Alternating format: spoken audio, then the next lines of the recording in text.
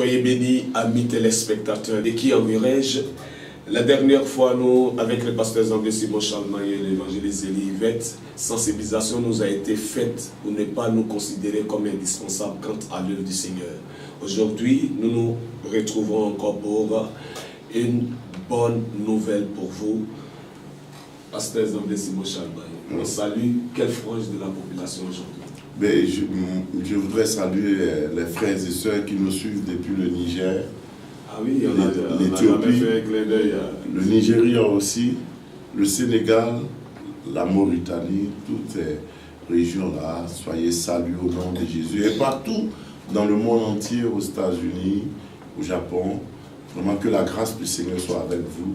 Si Dieu vous permet de suivre cette émission qui enverrai-je, encouragez d'autres aussi à la suivre, c'est tous les mercredis à 21h GMT, et puis ça fera du bien à plusieurs. Évangéliste Élie Yvette. Oui, je voudrais également saluer toutes ces personnes que Dieu a appelées. Oui. Et puis qui ne se décident pas vraiment en regardant cette émission. Décidez-vous parce que le meilleur est à venir. Que Dieu vous bénisse. Amen, amen, amen. Alors, pasteurs anglais, qu'est-ce que nous avons pour nos téléspectateurs? Aujourd'hui, nous voulons toucher une réalité, c'est l'évangile et l'évangélisation. L'évangile et l'évangélisation. Oui, oui, l'évangile et l'évangélisation. Je vais expliquer tout à l'heure. Mais on va lire, comme on a l'habitude de le faire, un texte biblique, en l'occurrence Matthieu, chapitre 14, verset 15 et jusqu'au verset 21. Matthieu, le chapitre 14, du verset 15 au verset 21. Le soir étant venu, les disciples s'approchèrent de lui et dirent: ce lieu est désert et l'heure est déjà avancée. Renvoie la foule afin qu'elle aille dans les villages pour s'acheter des vivres. Jésus leur répondit: ils n'ont pas besoin de s'en aller, donnez-leur vous-même à manger. Mais ils lui dirent: nous n'avons ici que 5 pains et 2 poissons. Et il dit: apportez-les-moi. Il fit asseoir la foule sur l'herbe, prit les 5 pains et les 2 poissons, et levant les yeux vers le ciel, il rendit grâce. Puis il rompit les pains et les donna aux disciples qui les distribuèrent à la foule. Tous mangèrent et furent rassasiés, et l'on emporta 12 paniers pleins des morceaux qui restaient. Verset 21.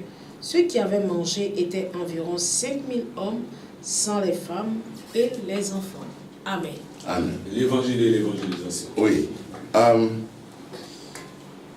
L'évangile s'est défini comme étant la bonne nouvelle. Et dans le cadre chrétien, la bonne nouvelle de Jésus-Christ. La substance essentielle de cette bonne nouvelle, c'est que Jésus-Christ est mort pour le péché de l'humanité. Il est ressuscité pour garantir notre éternité auprès du Père. Et celui qui met sa confiance en lui, lui aussi aura part au paradis de Dieu. Voilà en substance le message de l'évangile. Ça, c'est le message de l'évangile. L'évangélisation, c'est comment le message va être transporté jusque là où il sera transporté. Qu'est-ce qui doit entourer le message, et ainsi de suite. Donc quand on parle d'évangile et puis évangélisation, il y a d'abord le message que le Seigneur nous a confié à aller proclamer partout. Mais il nous a confié un message.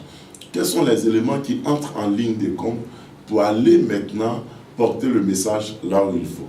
Et j'ai pris le texte de Matthieu 14, à un moment où Jésus a passé 3 jours en train d'enseigner tout le peuple qui était devant lui. Il a proclamé l'évangile. Mais après les 3 jours, le peuple avait faim. Ils étaient dans un lieu désert, et puis le temps était déjà avancé.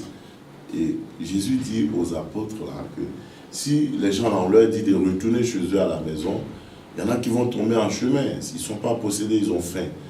Mais pour ne pas qu'ils tombent en chemin, après avoir reçu la bonne nouvelle, il convient de leur donner à manger. Et ils vont trouver la nourriture où? À travers un enfant qui avait 5 pains et 2 poissons. L'évangile ici, c'est le message que Jésus a apporté aux gens pendant les 3 jours. L'évangélisation ici, ce sont les 5 pains et les 2 poissons qui vont permettre au corps humain de maintenir le message qu'il a gardé. Et c'est ainsi que, écoutez-moi bien, quand le Seigneur va vous appeler à l'évangélisation, il va vous donner d'abord le message, parce que c'est la chose essentielle, fondamentale. Et ce message-là, avec le temps, avec votre engagement, avec votre réalité, l'évangélisation qui va s'organiser autour va demander beaucoup de choses. Et c'est là qu'il faut faire très attention. Dieu ne vous donnera pas tous les détails qui sont en rapport avec votre ministère. Dieu se comporte comme quelquefois quelqu'un qui vous prend, il vous met sur le sommet d'une montagne et puis vous montre l'autre sommet où vous devez arriver, où vous devez parvenir. Mais il ne vous parlera pas de la vallée. Il ne vous dira pas que dans la vallée, il y a des crevasses, il y a de l'eau qu'il faut traverser. Dans cette eau, il y a des marigots, et il y a des crocodiles, il y a des hippopotames. Et même après avoir traversé l'eau, il y a des serpents. Il ne vous donnera pas tous les détails, mais il vous dira, voilà où je veux que tu parles. C'est pourquoi beaucoup d'entre nous, quand le Seigneur leur parle, il dit, je te choisis comme prophète des nations. Et ils voient déjà les États-Unis, surtout les Africains et les francophones, eux ils voient en même temps la France. Mais quand Dieu dit, je te choisis comme prophète des nations, il est vrai, il t'appelle à aller au-delà de ton cadre linguistique, mais il t'appelle en même temps à t'organiser pour atteindre là où tu iras. Par exemple, si tu dois partir aux États-Unis ou en Europe, il ne te dira pas faire un passeport. On ne va pas avec la carte d'identité nationale. En France, pour nous les Africains, on va avec un passeport. Il te faudra de l'argent pour payer le passeport. Au moment où Dieu te parle, il ne te dira pas que c'est d'ici 50 ans que tu iras en France, par exemple. Mais il va falloir que tu saches attendre le temps de Dieu pour aller en France. Il ne te dira pas que pour que tu atteignes le degré qui va t'ouvrir la porte de la nation comme la France, il faille que tu puisses jeûner, tu puisses avoir un quartier général, un siège, tu puisses avoir des papiers. C'est tout ça que j'appelle l'évangélisation. Et donc, frères et sœurs, quand Dieu vous parle d'abord, il faut bien écouter ce qu'il va vous dire. Ça, c'est fondamental. Si vous voulez vraiment respecter ce que Dieu vous dit, il faut vous organiser. Il faut être discipliné. Vous pouvez avoir l'onction la plus terrible de la terre. Si vous n'êtes pas discipliné dans votre façon de faire, vous n'allez pas progresser. Il faut trouver des stratégies pour atteindre la vision. Dieu dit à Moïse, écoute, tu es le leader, conduis-les dans la terre promise. Moïse dit, oui, je suis le leader. Je dois régler tous les problèmes, même quand les femmes ont dépassé le sel dans la sauce. Heureusement qu'il y a eu Jétro pour lui dire, mais écoute, si tu veux aller t'occuper des histoires de sauce, sel, mais ce qui est essentiel va laisser, et puis on va mettre beaucoup plus de temps à arriver là où on va arriver. On va arriver peut-être, mais on mettra trop de temps. Donc, Moïse, organise le peuple, fais des équipes, et sur chaque nombre de personnes, mets des leaders, jusqu'à ce que les plus proches soient autour de toi, et puis tu confies certains problèmes de certaines ampleurs à ceux qui sont petits, jusqu'à ce que les problèmes les plus sérieux, qui engagent toute la vie du peuple en tant que nation, parviennent à toi. Les choses seront ainsi. C'est ça, c'est ce que j'appelle l'évangile. Le message, tu l'as reçu. Tu connais le message, il est en toi. Peut-être ton message à toi, il tourne autour de la guérison que le Seigneur t'a apportée. Ton message, il tourne autour de comment Dieu t'a délivré d'un péché notoire par rapport auquel tu as lutté pendant des années. Maintenant que tu es converti, qui t'a confié une mission, il faut maintenant qu'au fur et à mesure, tu t'organises. Tu trouves des stratégies. C'est ce qui fait que malheureusement, beaucoup d'entre nous, quelquefois, n'arrivons pas loin. Ou encore d'autres tournent en rond. Je suis étonné de voir que nous avons dans plusieurs nations africaines des serviteurs et des servantes de Dieu qui ont une telle onction qu'on ne trouve pas ailleurs, mais qui sont presque des êtres. En l'occurrence, pasteur Zombi, moi la remarque que je fais par exemple, entre les serviteurs de Dieu francophones et anglophones, j'ai le sentiment que les serviteurs de Dieu anglophones s'organisent mieux par rapport à ce dont on parle, et leur ministère va plus de l'avant par rapport aux serviteurs de Dieu. Qu'est-ce qui peut expliquer cela? C'est une question un peu difficile. On croit que Dieu est anglophone. Oui, presque. Parce que la plupart des grands serviteurs de Dieu sont d'obédience anglophone. Mais loin de là, Dieu n'est pas anglophone et pas moins juif. Il est Dieu, il est pour tout le monde. Moi, je dis souvent aux gens qu'il n'y a pas de grands serviteurs de Dieu. Il y a un Dieu qui est grand pour ceux et celles qui le servent. C'est-à-dire que c'est ta façon de faire avec Dieu qui va faire que Dieu va te positionner là où il veut te positionner. Pour ce qui est des anglophones, bon, moi j'ai parcouru quelques nations anglophones, j'ai vu que, leur arrière-plan politique joue un rôle important dans la capacité à émerger de leur ministère. Parce que quand nous on a été colonisés par les Français et tout ça, ils nous ont donné une sorte de liberté, mais en même temps, ils ont fait de nous des écoliers du primaire. C'est-à-dire, on vous dit c'est l'uniforme, on ne développe pas en vous l'esprit de fighting spirit, à vous amener à lutter. Chacun veut être fonctionnaire pour être assis dans un bureau, et puis on est un peu carré dans les choses. L'anglophone, lui, dès le départ, il commence à lutter. Quand tu arrives dans une ville comme Lagos, que tu le veuilles ou pas, l'environnement économique même t'impose à être violent. Parce que là-bas, ils n'ont pas l'électricité comme nous on a ici en Côte d'Ivoire, bien arrangée, avec les compagnies d'électricité, bien sûr. Comme l'électricité n'est pas de bonne qualité, ils se sont rabattus sur le groupe électrogène. Donc, rien que pour parler à ton frère, parce qu'il y a un groupe électrogène à côté, tu as appelé à crier, ça rentre dans ta nature. Donc, quand tu deviens chrétien, tu cries par nature. Et le jour où on était le groupe électrogène, la chose était dans ton comportement. Oui, c'est des détails que j'ai remarqué qui jouent. Nous, chez nous, par exemple, à un certain niveau, on n'a pas appris à se battre. Nous sommes méthodistes.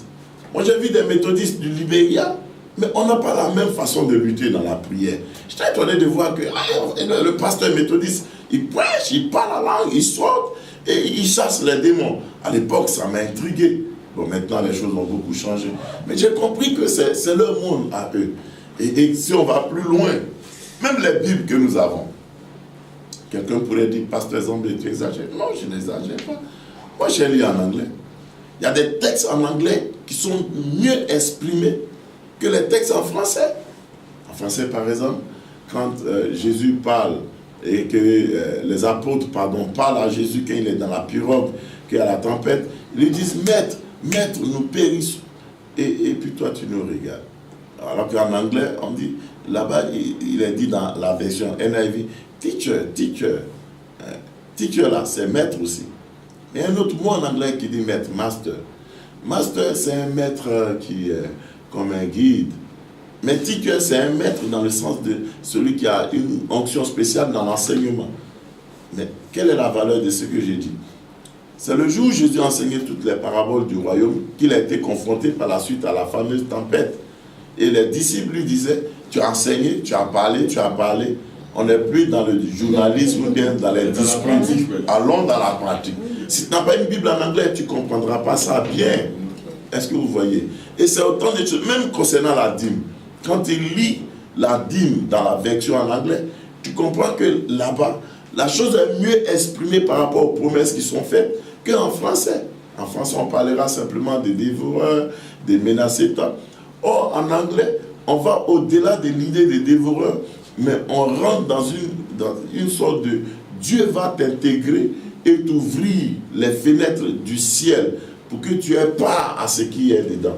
Ça fait déjà des détails, mais tout compte fait, même si vous êtes francophone, il faut savoir vous organiser.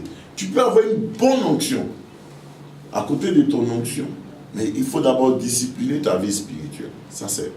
Deuxièmement, en fonction de la vision que Dieu t'a donnée, mais écoute, il faut savoir à certains moments faire des choses. Il y en a plein, comme je le disais, qui ont l'onction, une onction plus grande que les anglophones. Mais son onction, c'est pour faire quoi? Aller dans un coin, il prie, parce qu'il peut avoir un peu d'argent ici, il est à Abidjan, il tourne, il est à Abidjan. Il préfère rester à Abidjan, louer peut-être un espace qui est comme le studio de la Voix Sainte, et puis bon, c'est limité à ça, que d'aller par exemple à côté d'Abidjan, où il peut avoir intérêt, bâtir peut-être un temple de 1000, 2000 places, et puis asseoir un quartier général là-bas, et asseoir par exemple des maisons de retraite, et puis s'épanouir. Bien souvent, c'est plutôt des locations d'espaces offerts. Voilà. il est obligé de louer des espaces, et puis après, quand le propriétaire s'est fâché ou bien a fait un mauvais rêve, lui vient, il le chasse. Hein? Mais il faut avoir une vraie vision. Dieu t'a parlé, il t'a donné l'évangile. Le reste, il faut t'organiser. Jésus dit, les gens de ce siècle sont plus intelligents que les fils, plus avisés que les fils du royaume. Pourquoi? Parce que les gens de ce siècle-là, quelqu'un qui veut par exemple jouer au football, il sait prendre ses dispositions. D'abord, les dispositions spirituelles, il ne joue pas avec. C'est pourquoi à minuit, tu peux le trouver chez un marabout nu, comme au jour de sa naissance. Après, maintenant, il s'en va acheter ses magres. Il cherche qui est son mentor dans le football, à qui il veut ressembler, et il étudie cette personne. Mais le chrétien, il croit qu'il faut croiser les bras. De temps en temps, il jeûne, il dit il est en plein temps, mais il ne prie pas, il ne lit pas la Bible, il n'étudie rien. Dans son plein temps, il passe plus de temps à dormir et puis à manger placali, pour ceux qui sont en Côte d'Ivoire, ou bien à manger à Kassa, ou bien pour ceux qui sont au Bénin. Mais tu ne vas pas progresser pendant que les autres vont se sacrifier. Il faut te consacrer. En plus de ta consécration, les gens qui viennent, il y en a qui ont du potentiel. Ils peuvent t'aider. Tu es le leader, c'est vrai, mais tu ne peux pas tout faire. Tu as besoin d'un secrétaire, tu as besoin d'un organisateur, tu as même besoin d'un trésorier. Tu as mis ta femme à la trésorerie, elle a fait tomber le ministère. Faites confiance à vos collaborateurs. Ce que je dis est très sérieux. Il y en a qui ont des grandes onctions, mais ils meurent avec. Il y en a qui ont des onctions terribles, des miracles extraordinaires. Mais ils sont toujours dans les petits quartiers. S'ils ne sont pas à la psychologie, ils sont à la sogéphie. Il faut évoluer, il faut progresser. Moi, j'ai vu les photos du prophète Tibi en 1990. Mais il était encore plus bizarre que maintenant. Pourquoi? Parce que l'onction que Tibi a, les Blancs sont venus autour de lui, ils lui ont dit, tu as l'onction, c'est vrai. Mais de toute façon, ta barbe et puis ton habillement, ça effraie les gens. Donc, on va t'organiser. Taillons la barbe. Tes habits, tes boubous. Vous pouvez voir ça sur Internet. Bon, tes boubous la rendent plus stylés. De temps en temps, il faut porter une veste. Nous, les Blancs, on n'aura pas peur de toi. Et puis, tu as des styles où tu tombes, tu te lèves, tu tombes. Si toi, tu tombes, tu pries pour nous. Ça peut nous effrayer. Donc, maîtrise-toi un peu. Mais aujourd'hui, Tibi, tout le monde court pour aller là-bas. Les présidents, les ministres. Pourquoi? Parce que dans la présentation, nous, on a été à la synagogue. Même là où tu t'assois, ce n'est pas n'importe qui s'assoit n'importe où. On te dit, par rapport à des besoins télé, assois-toi ici. Comment toi, tu es serviteur de Dieu. Tu sais que tu as une télé. Et puis, c'est devant tout le monde là, tu as pain, maca, mayonnaise qui sort à côté. Qui va te prendre au sérieux? On dit, viens t'asseoir, tu as te maquiller. Tu dis, non, toi, tu es contre ce qui. Ça, c'est la mondanité. Mais la télé là, on a besoin de te maquiller, ouvre ton intelligence. Tu dis, c'est la mondanité, pourtant tu as portable tactile. Ça, c'est pas une mondanité. Donc souvent, il faut des stratégies. Est-ce que vous comprenez? Il faut des stratégies. Et au fur et à mesure, il faut bien s'organiser. Ce n'est pas que le spirituel doit être dominé par l'organisation, un peu comme on le trouve ailleurs, mais autant que tu es spirituel, organise-toi. Tu as un service de communication, il y a ce qu'il faut dire, ce qu'il ne faut pas dire. Il y a comment faire. On a déjà l'évangile, mais l'évangélisation en tant que stratégie pour véhiculer le message, ça nous manque. Et ça fait qu'il y a plusieurs peuples qui ont soif pourtant de cette bonne nouvelle, qui ne peuvent pas l'accepter, qui ne peuvent pas se disposer à la foi. Il faut faire attention à ça. C'est important ce que j'ai dit. Je parle en rit, mais on a souvent découvert qu'il y a des milieux qui sont fermés à d'autres serviteurs de Dieu parce qu'il n'y a pas tous ceux qui devaient les accompagner. Et puis ceux qui sont dans les ministères avec les leaders. Dieu ne vous envoie pas par hasard. Même le grand Moïse était là et puis Dieu a choisi Aaron pour lui. Pourquoi? Parce que Aaron n'avait pas la langue facile. Quand Moïse n'avait pas la langue facile. Donc Aaron était un complément pour lui. Aaron n'était pas là pour acclamer Moïse. Aaron est venu pour l'aider, pour que là où il ne peut pas vite parler, il va parler. Si ça a été pour Moïse, ton prophète là, il ne faut pas Moïse, il te dit la vérité. Même quand nous sommes dans le Nouveau Testament, il ne faut pas Moïse. Moïse était grand, il a eu besoin d'Aaron. Toi, tu es le Aaron qui est à côté de ton leader. Aide-le, sois son complément, sois pas un suiveur ou bien un acclamateur, je ne sais pas ça. Ça se dit pas, on fabrique le mot, ça fait. Les Blancs fabriquent leur mot, on fabrique aussi. Donc ne soyez pas là pour acclamer, vous trompez et puis ça c'est de l'hypocrisie. Vous trompez votre leader. Quand vous partez, c'est bon souvent après des campagnes d'évangélisation, de faire des bilans, on est parti, qu'est-ce qui a marché? Est-ce que ça c'était bon? Est-ce que ça c'était comme ci? Est-ce que ça? On fait ça. Ça c'est fait. Même Dieu adapte sa stratégie. Hébreux chapitre 1, à partir du verset 1, on dit, autrefois, il a parlé à nos pères par les prophètes, mais maintenant, il a décidé de parler. Il est en train de changer la stratégie marketing. Mais toi, tu n'aimes pas Dieu, on te donne conseil toujours les Dieu. Tu as tourné en rond. Ce qu'on dit là, ce n'est pas négligé. Didier, à Lagos, il y avait un pasteur qui avait son petit ministère. Pendant 15 ans, ils étaient 50 fidèles. Wow. 15 ans, 50 fidèles. Et un jour, son fils l'a invité à venir. Son fils spirituel l'a invité à venir chez lui. Arrivé chez son fils, pendant que son fils était en train de dormir, il a fait un rêve. Et puis, dans le rêve, lui, il faut avouer que son problème était d'abord spirituel. Il y avait une grosse tortue qui était assise sur le pasteur. Et puis, quand le fils spirituel s'est levé, il dit, papa, voilà le rêve qu'il a fait. Le père dit, non, mais moi, je ne suis pas possédé. Votre nouveau Dieu vous a envoyé là, vous voyez des démons partout. Il dit, bon, ok, c'est pas un problème. Mais au moins, tu permets que toi et moi on prie avant d'aller à l'église. Dans la petite prière, le vieux s'est retrouvé à terre. Wow. Le fils spirituel. Le fils a délivré son père là. Wow. Ça arrive. Hein? Mais ce qui est intéressant dans l'histoire, le jour là, quand le père délivré est parti prêcher, son peuple ne l'a pas reconnu. Les 50 fidèles. Au bout d'un an, ils sont passés à 5 000. Wow. Mais le père a fini par comprendre que si je suis resté au même niveau, c'est parce que je n'ai pas cherché ce qui manque à mon ministère. Dieu merci que Dieu est passé par son fils pour l'aider. Regardez Jésus lui-même. Il rentre dans le ministère avec une grande onction. Mais en appelant les apôtres par-ci, par-là, il les organise. Il y en a 3 qui prend comme des intimes. Il y en a un qui prend comme le leader. Il y en a un qui prend comme trésorier. À côté des 12, il donne face aux femmes qui le suivaient. Luc chapitre 8. Elles envoient leur jeton, en fait, leur argent pour soutenir le ministère. Vous pouvez pas aider un ministère et puis ne pas contribuer. Ça, c'est la méchanceté.